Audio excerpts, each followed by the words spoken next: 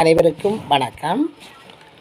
காலம் கடந்த ஞானம் என்று சொல்வார்கள். காலம் கடந்தாலும் 30 வருடங்கள் ஏறக்குறைய அன்னளவாக 25-30 வருடங்களுக்கு பிறகு ஒரு ஒரு மிகப்பெரிய ஒரு மர்மமான சம்பவங்கள் வெளிப்படுத்தப்பட்டிருக்கின்றது என்று சொல்ல வேண்டும்.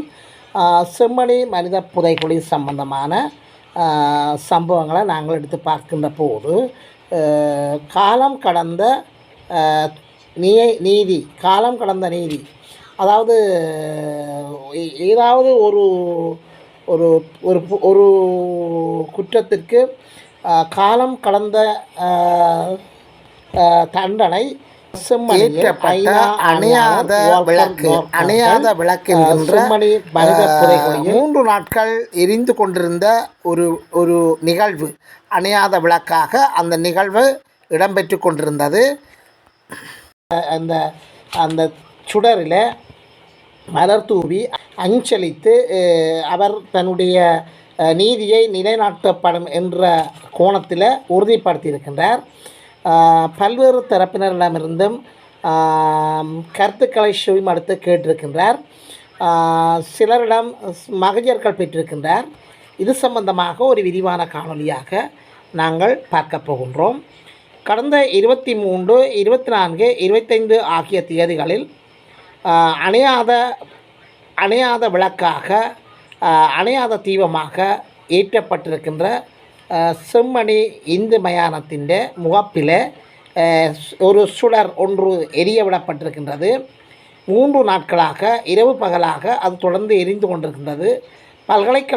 யாழ்ப்பாண பல்கலைக்கழக மாணவர்கள் அதற்கான ஆதரவை வழங்கியிருந்தார்கள். பல்வேறு தரப்பினரும் ஆதரவை வழங்கியிருந்தார்கள்.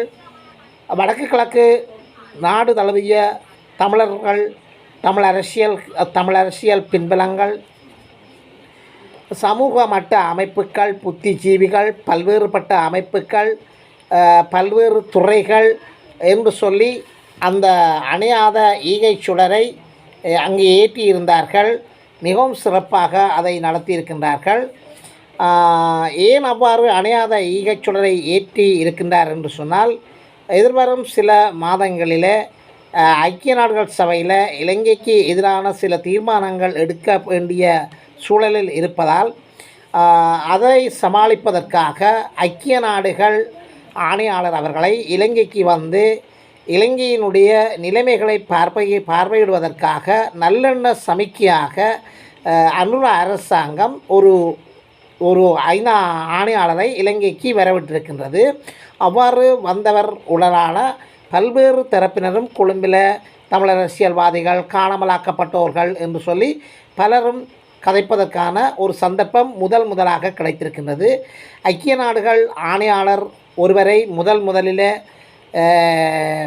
பல ஆயிரங்கள் கடந்து, பல ஆயிரம் நாட்கள் கடந்து நடத்தப்படுகின்ற போராட்டங்கள், அந்த போராட்டங்களுடைய உண்மைத்தன்மைகள், பிள்ளைகளை பறிகொடுத்தவர்கள், கணவன்மார்களை பறிகொடுத்தவர்கள், நண்பர்களை பறிகொடுத்தவர்கள், உறவினர்களை பறிகொடுத்தவர்கள் என்று சொல்லி நிறைய தாய்மார்கள், தந்தைமார்கள், சகோதரர்கள், சகோதரிகள், குழந்தைகள் என்று சொல்லி இந்த போராட்டத்தை நடத்தி வருகின்றார்கள். காணாமலாக்கப்பட்டவர்களின் போராட்டம்.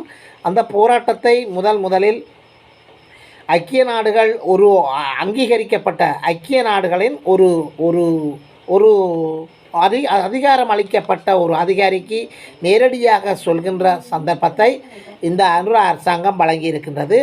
அந்த வகையில் அனுர அரசாங்கத்துக்கு நாங்கள் பாராட்டுதல்களையும் நன்றிகளையும் தெரிவித்துக் கொள்ள வேண்டும். அந்த வகையில் இவ்வாறு நடத்தப்பட்ட இந்த அணையாத ஈகை சுடர் நிகழ்வு நாளுக்கு நாள், அதாவது 23ஆம் தேதி, 24ஆம் தேதி, 25ஆம் தேதி என்று சொல்லி கடந்த இந்த ஜூன் மாதம் நடைபெற்று கொண்டிருந்தது. பல்வேறு தரப்பினர்களிடமிருந்து ஆதரவு வலுக்கப்பட்டிருந்தது.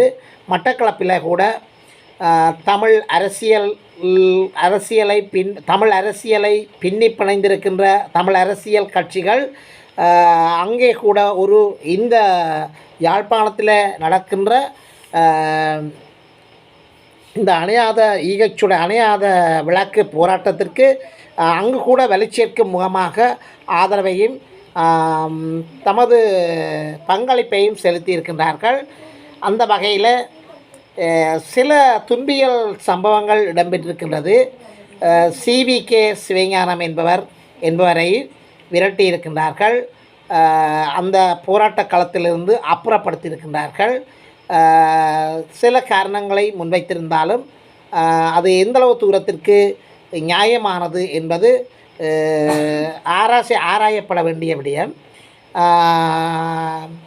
அனுரா அரசாங்கத்தினுடைய, அதாவது NPP அரசாங்கத்தினுடைய, அதாவது தேசிய மக்கள் சக்தியினுடைய அரசாங்கத்தினுடைய அமைச்சர், கடற்தொழில் நீரியல் வளத்துறை அமைச்சர் ராமலிங்கம் சந்திரசேகர் அவர்களை அந்த நிகழ்விலிருந்து அப்புறப்படுத்தியிருக்கின்றார்கள்.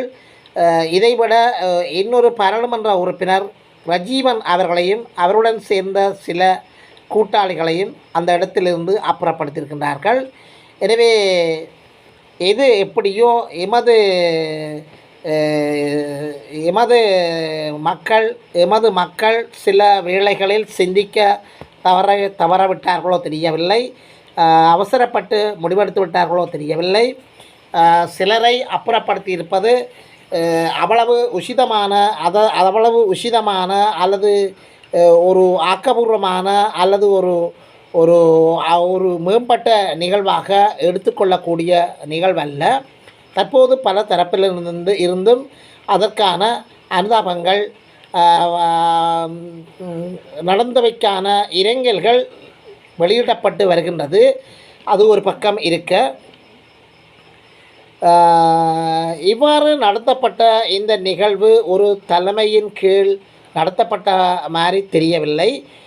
ஏனென்று சொன்னால் மக்கள் தாங்களாக எழுச்சி அடைந்து பல்வேறு தரப்பட்ட பாதிக்கப்பட்டவர்கள், இளைஞர்கள், யுவதிகள், முதியவர்கள் என்று சொல்லி பல்வேறு தரப்பினர்கள், சமூகத்தில் இருக்கின்ற பல தரப்பினர்களும் தாங்களாக சுயமாக வெளிக்கிட்டு வந்திருக்கின்றார்கள்.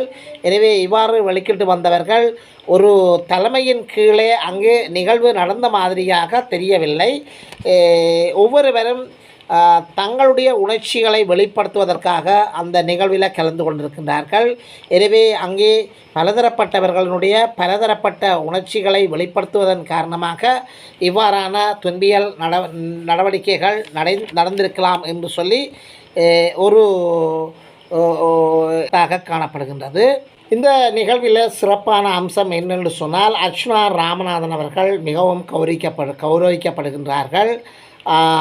என்னென்று சொன்னால், இந்த திட்டமிட்டபடி யாழ்ப்பாணத்திற்கான சிந்து பாத்தி, அதாவது செம்மணி சிந்து பாத்தி மயானத்தை பார்வையிடுவதற்கான அனுமதி கொடுக்கப்பட்டு, அந்த அனுமதியை பெற்று இங்கு வந்த ஐநா ஆணையாளர் வால்கர் டோர்க் அவருடைய குழுவினர் இந்த குழுவினரை சந்திக்காமல் போய்விடுவார்களோ தெரியவில்லை என்று சொல்லி ஒரு ஏக்கம் ஒரு நிலைப்பாடு இருந்தது. அர்ச்சுனா ராமநாதன் அவர்கள் அங்கு சில முக்கியமான பணிகளை செய்ததாக பல தரப்பினரும் அந்த நிகழ்வில் பங்கெடுத்தவர்கள் அனைவரும் பல தரப்பட்ட கருத்துக்களை கூறுகின்றார்கள்.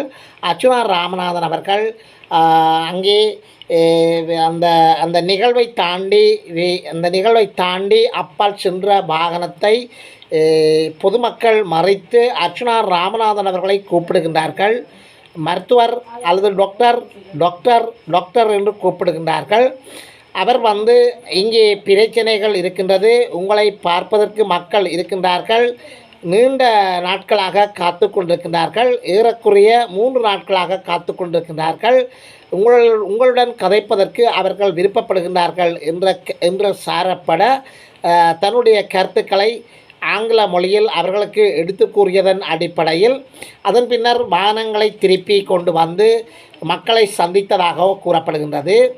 இலங்கையினுடைய வரலாற்றிலே, தமிழர்களுடைய வரலாற்றிலே ஐநா ஆணையாளர் ஒருவரை முதல் தமிழ் மக்கள் சந்தித்து கதைத்து தங்களுடைய பிரச்சனைகளை சொல்கின்ற அந்த வாய்ப்பை ஏற்படுத்தி கொடுத்தவராக அர்ச்சுனா ராமநாதன் அவர்கள் இந்த இடத்துல காணப்படுகின்றார்.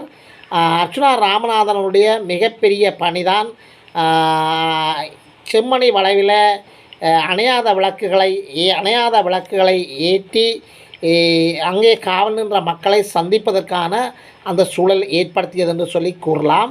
இதில் ஒரு சிறப்பான நிகழ்ச்சி, ஐநா ஆணையாளர் வால்கர் டோர்க் அவர்கள் வாகனத்தை விட்டு இறங்கி பூமாலைகள் 3 தரம் அந்த பூமாலையை வாங்கி அந்த அஞ்சலி செலுத்தி அகவணக்கத்தை செலுத்தியதை காணக்கூடியதாக இருக்கின்றது. உண்மையிலே மெய் சிலிர்க்க வைக்கின்ற மனப்பதைப்பை ஏற்படுத்தி வைக்கின்ற ஒரு நிகழ்வாக அந்த நிகழ்வு காணப்படுகின்றது. இறந்தவர்களுக்கு ஆத்மா சாந்தி அடையக்கூடிய மாதிரியான அந்த நிகழ்வு காணப்படுகின்றது. நேரடியாக ஐநா யுஎன்ஏ ஆணையாளர் ஒரு யுஎன்ஏ ஆஃபீஸர் ஒருவர் வந்து இந்த நிகழ்வில் பங்கெடுத்து உங்களுக்கு நீதி கிடைக்கும் என்ற சாரப்பட அவர்களுக்கு அந்த இடத்துல அந்த ஆணையை வழங்கியிருக்கின்றார். அதைவிட மக்கள் நிறைய பேர் தங்களுடைய பிரச்சனைகளை தெரிவித்திருக்கின்றார்கள். நிறைய மக்கள் தங்களுடைய மகஜர்களை, கடிதங்களை, ஆதாரங்களை இலங்கை செம்மணி மனித புதைக்குழிக்கு எதிரான அந்த அந்த அந்த புதைக்குழியை ஏற்படுத்தியவர்களுக்கு எதிராக தங்களுடைய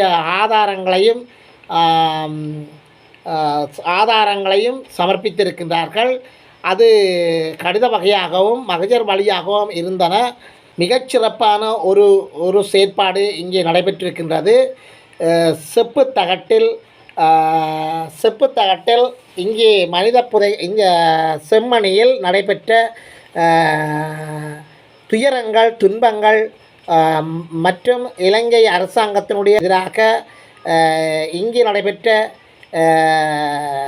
மனித குலத்திற்கு எதிரான துன்பியல் சம்பவங்கள், இன அழிப்பு சம்பந்தமான அந்த கருத்துக்களை முதலாக செப்புத்தகட்டில் ஒரு காணாமலாக்கப்பட்ட ஒரு தாயார் வழங்கியதை பார்க்கக்கூடியதாக இருக்கின்றது.